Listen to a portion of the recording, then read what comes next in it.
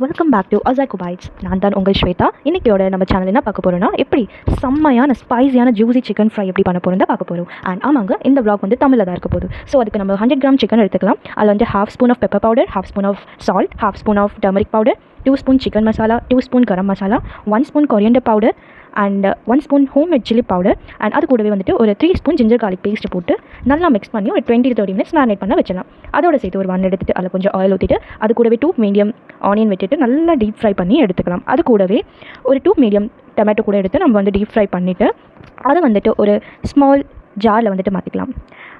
அது கூடவே அந்த ஜாரில் வந்து ஒரு ஸ்பூன் ஆஃப் நம்ம வந்துட்டு ஹோம்மேட் சில்லி பவுடரை ஆட் பண்ணிக்கலாம்.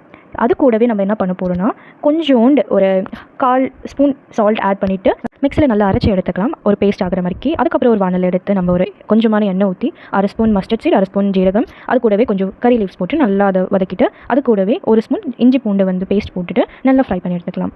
அது கூடவே நான் என்ன பண்ணியிருக்கேன், நம்ம சும்மா கடைக்கு போனோம்னா சிக்கன் ஃப்ரைஸ் வாங்கி அந்த கிச்சன் வந்துட்டு வேஸ்ட்டாக போகும்.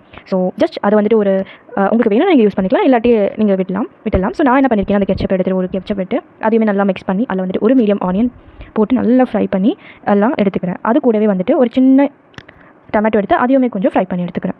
அதுக்கப்புறம் கொஞ்ச நேரம் வதக்கிட்ட பிறகு அது வந்து எந்த மாதிரி ஆகணும்னா, நல்லா மைனூட்டாக இந்த மாதிரி ஒரு பதத்துக்கு வந்த பிறகு நம்ம வந்து மேரினேட் பண்ண சிக்கன் எடுத்துகிட்டு நல்லா போட்டுட்டு நல்லா மிக்ஸ் பண்ணி விட்டுக்கணும்.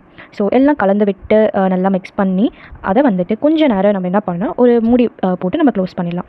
ஸோ அந்த சிக்கன்லேயே வந்துட்டு கொஞ்சம் தண்ணி விடும். ஸோ அந்த சிக்கனோட ஹாட்னஸ்லேயே அது கொஞ்சம் நேரம் வேகும்.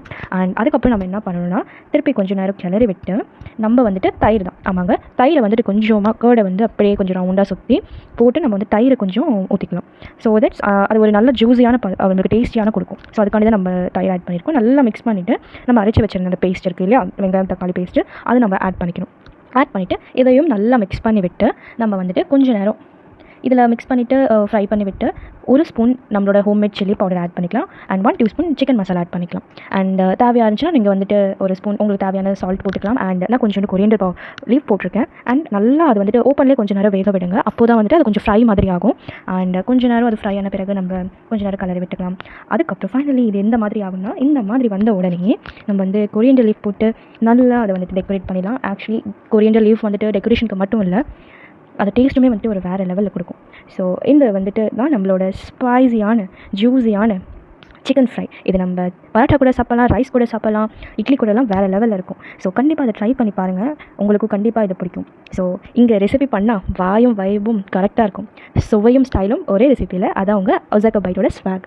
ஸோ இந்த ரெசிபி உங்களுக்கு பிடிச்சிருந்துச்சின்னா கண்டிப்பாக உங்கள் வீட்டில் ட்ரை பண்ணுங்கள். அண்ட் நம்மளோட சேனலை அசாக்கு பைட்ஸை சப்ஸ்கிரைப் பண்ணுங்கள், லைக் பண்ணுங்கள், கமெண்ட் பண்ணுங்கள் அண்ட் ஷேர் பண்ணுங்கள்.